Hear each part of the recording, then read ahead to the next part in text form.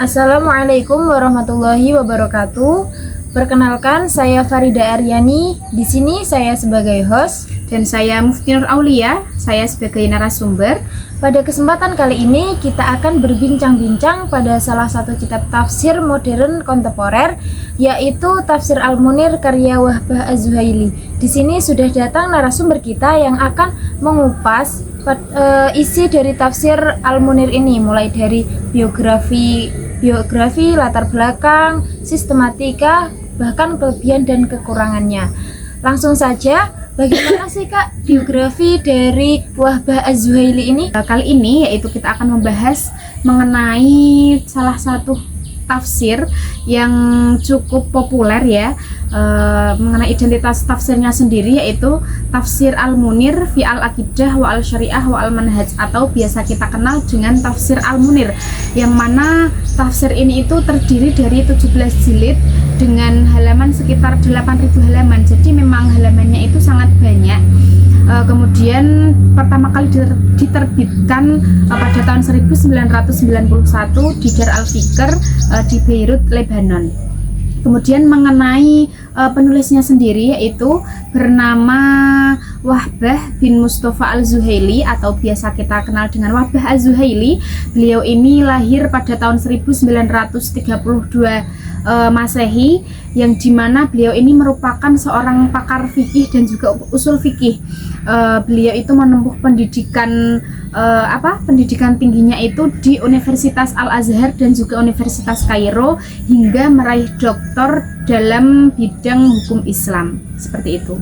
Berarti Wahbah Az-Zuhaili ini adalah salah satu tokoh fikih ya Kak? Ya, beliau ini merupakan ahli fikih, seperti itu lebih tepatnya sih. Setelah kita mengetahui dari sisi biografinya, saya pengen tahu dari latar belakang penulisan beliau itu gimana sih Kak?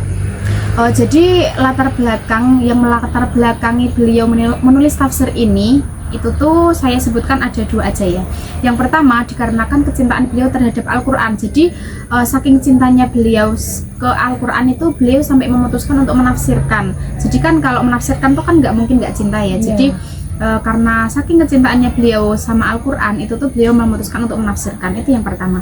Kemudian yang kedua, beliau itu ingin kayak menyediakan tafsir yang bisa menjawab problematika masyarakat modern pada saat itu, tetapi tidak meninggalkan hazanah tafsir klasik. Jadi walaupun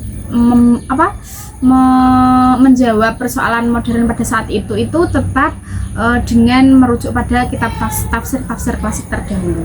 Oh, jadi begitu latar belakang dari kepenulisan beliau. Jadi saya pengen tahu lagi, untuk penyusunannya itu beliau gimana sih Kak? Berarti kalau itu kan masuk ke sistematika penafsiran ya.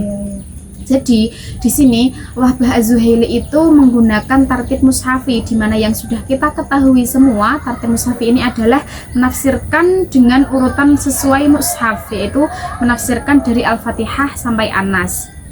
Jadi sebelum beliau masuk ke penafsirannya, beliau itu menjelaskan dahulu mengenai nama suratnya apa, kemudian mengenai keutamaan surat tersebut, mengenai jumlah ayat, kemudian mengenai makiyah atau madaniyah. Itu tuh beliau sebutkan dulu semuanya sebelum menafsirkan. Jadi kayak itu ya Kak, menjadi bekal untuk pembacaan gitu ya, nggak langsung menafsirkan ayat gitu. Kayak pembaca itu biar lebih tahu apa sih yang akan dicari tafsirnya itu.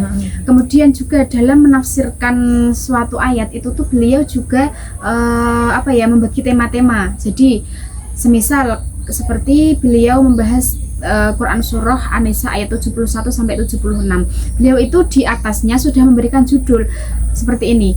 Misal 71 sampai 76 An-Nisa itu kan membahas tentang perang. Beliau itu memberi judul tafsirnya itu dengan tata cara perang dalam Islam. Jadi sebelum kita sebagai pembaca masuk ke tafsirnya lebih dalam, kita itu sudah tahu temanya, sudah tahu tema besar apa ya. Gitu ya. Kayak tema besar apa sih yang akan kita cari nantinya, seperti itu. Kemudian yang kedua, beliau itu juga menekankan di aspek kebahasaan, kemudian di balaghahnya, kemudian juga menyebutkan mengenai asbabun nuzul, munasabah, Semisal nih ketika beliau menafsirkan Al-Baqarah ayat 144 mengenai perpindahan arah kiblat pada saat itu. Jadi sebelum menafsirkan sampai perpindahan arah kiblat itu, beliau itu sudah menafsirkan atau menjelaskan mengenai asbabun nuzulnya, kemudian kaitan-kaitan dengan ayat-ayat sebelumnya itu apa. Jadi beliau itu menyebutkan munasabah atau korelasinya apa, seperti itu. Sangat sistematis sekali ya, berarti kayak tersusun semuanya itu jadi jelas banget.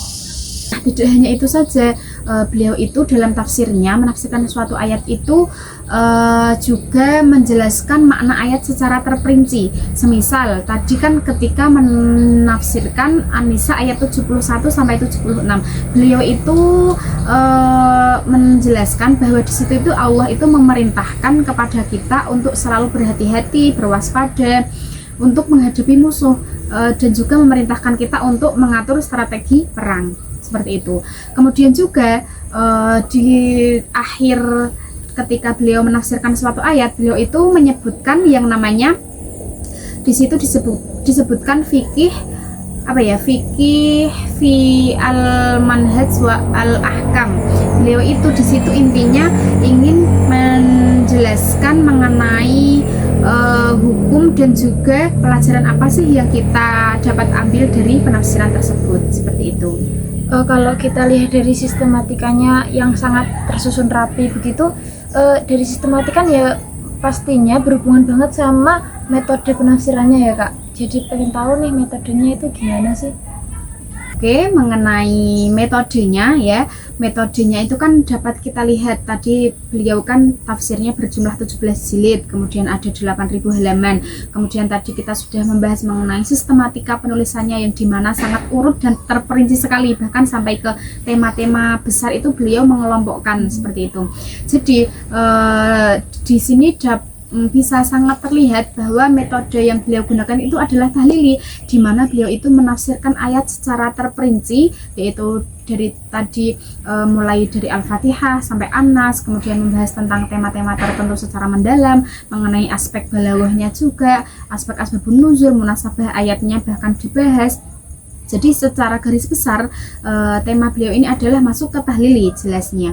Tapi ternyata tafsir Al-Munir karya Wahbah Zuhaili ini tidak hanya menggunakan metode tahlili saja, tetapi menggunakan juga metode tematik atau maudhu'i, di mana tadi ketika saya menjelaskan mengenai tema-tema tertentu itu tuh beliau mengelompokkan. Misal nih tadi kan tema jihad, terusan ada tema pernikahan, ada tema riba, ada tema warisan. Itu tuh beliau mengeplotkan atau menempatkan tema-tema itu sesuai dengan temanya. Jadi memudahkan kita juga untuk mencari tema apa yang akan kita cari. Kemudian juga beliau mengaitkan dengan ayat-ayat sebelumnya atau ayat-ayat lain yang membahas tentang penafsiran tersebut. Jadi itu dari kesimpulan ini banyak akhirnya peneliti itu yang yang mendoktrin atau menamai tafsir ini itu tidak hanya metode tahlili, tetapi metode tahlili dan semi tematik, seperti itu. Karena metodenya juga nggak cuma satu tahlili itu, ada yang tema gitu kan.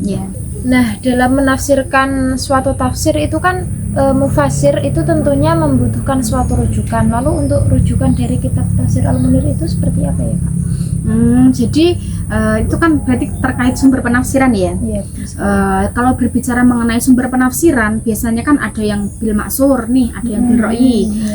Sedangkan kalau kitab tafsir Al-Munir karya Wahbah Zuhaili ini perpaduan antara bil maksur dan bil ra'yi. Jadi ketika menafsirkan itu beliau tidak hanya merujuk ke tafsir-tafsir klasik terdahulu saja, yaitu seperti kitab At-Tabari, Al-Qurtubi, kemudian ada Al-Kashaf Zamakhsyari, kemudian ada juga Ibnu Katsir, karya Ibnu Katsir, terusan ada juga kitab Asbab An-Nuzul Al-Karya Al-Wahidi. Itu tuh beliau juga di samping menggunakan kitab-kitab tafsir klasik untuk dijadikan rujukan, beliau itu juga menggunakan ro'yunya atau menggunakan pemikirannya untuk menafsirkan ayat-ayat Al-Quran, seperti itu. Oh, jadi tuh kayak walaupun pakai rujukan yang tafsir-tafsir klasik, beliau itu kan memakai itu ya pemikirannya beliau juga. Jadi penafsirannya itu lebih terlihat tekstual banget ya, untuk menjawab pertanyaan persoalan di zaman sekarang gitu ya. Ya, seperti itu. Kalau kita membaca tafsir Al-Munir ini tadi, corak yang paling menonjol itu corak apa, Kak? Jadi kalau kita berbicara tentang corak penafsiran, itu kan sudah sangat terlihat jelas sekali bahwa coraknya itu adalah tentu fikih, yang dimana beliau tadi kan sudah kita ketahui bersama, beliau itu merupakan seorang pakar fikih dan juga usul fikih. Jadi dalam menafsirkan ayat-ayat fikih itu beliau membahas secara mendalam seperti itu. Jadi ya memang yang lebih terkenalnya atau biasa orang menyebutnya itu dengan corak fikih. Tetapi ternyata tidak hanya itu saja, tafsir Al-Munir ini juga mempunyai corak lain, yaitu corak adab ijtimai, yang dimana berbicara tentang sosial kemasyarakatan. Jadi sesuai dengan latar belakang penulisan tafsir beliau ini, yaitu agar dapat relevan dan juga menjawab persoalan masyarakat pada saat itu. Tafsir ini mempunyai corak adab ijtimai, di mana sesuai dengan keinginan penulis agar tetap relevan untuk menjawab persoalan masyarakat. Jadi sesuai juga dengan prinsip Al-Quran, bahwa Al-Quran itu adalah sahihun fi kulli zaman wa makan, seperti itu. Jadi walaupun coraknya fikih itu beliau tidak terbatas pada corak tersebut doang ya. Ya, ada juga corak adab ijtimai tadi. Tadi kan kita sudah membahas mengenai biografi, lalu latar belakang kepenulisannya, sistematikanya, corak, metode. Nah, untuk bagi narasumber sendiri, kelebihan dari tafsir Al-Munir itu gimana sih? Soalnya kan kayak kelebihan dan kekurangan suatu kitab itu kan tergantung siapa yang membacanya ya, Kak. Ya, jadi kalau saya sendiri, misal saya nih sebagai pembaca yang awam gitu ya, kelebihan tafsir Al-Munir ini ada beberapa juga. Yang pertama, karena tadi kan beliau itu penulis atau Wahbah Zuhaili itu berhasil menggabungkan khazanah tafsir klasik, yaitu yang dimana tadi ada tafsir At-Tabari, Al-Qurtubi, Ibnu Katsir, Al-Kasyaf, Zamakhsyari dengan kebutuhan masyarakat modern. Jadi walaupun sumber rujukannya itu tafsir klasik, beliau itu tetap bisa menjawab persoalan-persoalan yang dibutuhkan masyarakat pada saat itu. Itu kelebihan yang pertama. Kemudian mengenai kelebihan yang kedua, dikarenakan tadi sistematikanya yang sangat rapi dan terstruktur, itu tuh memudahkan bagi kita pembaca pemula untuk mengetahui mencari penafsirannya seperti itu. Jadi memudahkan kita untuk mengetahui tempatnya di mana, seperti itu. Kemudian yang ketiga, dikarenakan tadi kan corak beliau itu kan fikih, di mana beliau itu juga seorang pakar fikih dan juga usul fikih. Jadi dalam menafsirkan ayat-ayat fikih itu tuh beliau membahas secara mendalam. Nah, itu juga sebagai kelebihannya, di mana kemudahan. Ya, di mana ketika kita mencari hukum suatu perkara itu tuh kita bisa merujuk ke tafsir Al-Munir ini tadi. Kemudian juga kelebihannya selanjutnya itu dikarenakan tadi kan corak beliau kan juga adab ijtimai ya. Jadi dengan coraknya yang adab ijtimai ini itu tuh beliau tafsirnya itu lebih relevan dengan masyarakat, dengan kebutuhan masyarakat. Jadi bisa menjawab persoalan masyarakat pada saat itu. Kemudian ada juga yang terakhir nih, tadi kan dikarenakan maudhu'i tadi, tematik, dalam menafsirkan itu beliau menempatkan tema-tema tertentu, itu tuh juga memudahkan kita terutama untuk pemula dalam mencari tema apa sih yang akan kita cari di tafsir itu, seperti itu.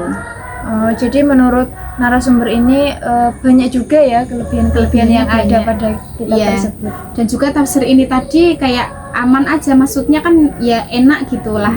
Soalnya penjelasannya ya emang bener-bener rinci banget ya. Soalnya kitabnya juga kan 17 jilid ya. 17 gimana nggak rinci gitu. 17 jilid, 8.000 halaman, seperti itu. Lalu setelah kelebihan tadi tentunya kan ada kekurangannya, apa nggak ada? Kalau kekurangannya sendiri itu gimana menurut narasumber? Kalau bicara kekurangan itu pastinya ada sih ya, karena sudah kita ketahui bersama bahwa kesempurnaan itu hanya milik Allah. Jadi kalau menurut saya, lagi-lagi kalau POV saya sebagai pembaca pemula itu tuh melihat tafsir Al-Munir ini juga yang pertama itu kan tadi karena jilidnya yang sangat banyak sampai 17 jilid 8.000 halaman itu tuh sangat berat bagi pemula. Maksudnya kayak wow, banyak sekali seperti itu. Kemudian dikarenakan tadi kan beliau pakar fikih, jadi dalam menafsirkan suatu ayat, terutama ayat-ayat yang berkaitan dengan hukum itu, beliau menafsirkan sangat mendalam, bahkan sampai sedetail itu.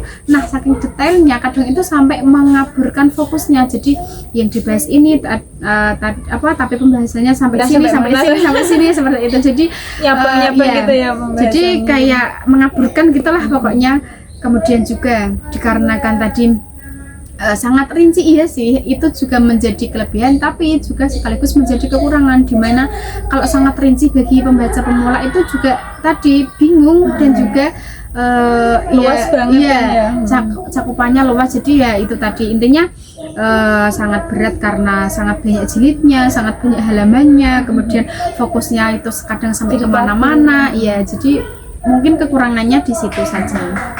Jadi kita udah cukup banyak sekali membahas dari biografinya, latar belakang kepenulisannya, sistematikanya, metodenya, lalu coraknya, bahkan kelebihan kekurangan dari narasumber sendiri ketika membaca tafsir tersebut. Dari sini kita semakin menambah ilmu, semakin menambah pengetahuan yang dari awalnya kita nggak tahu, cuma sekedar tahu oh tafsir ini tuh karyanya Wahbah Az-Zuhaili. Jadi setelah berbincang-bincang sama narasumber yang paham, yang sudah pernah membaca ini, jadi pengetahuan kita jadi bertambah lah. Ya, semoga diskusi kita kali ini bermanfaat.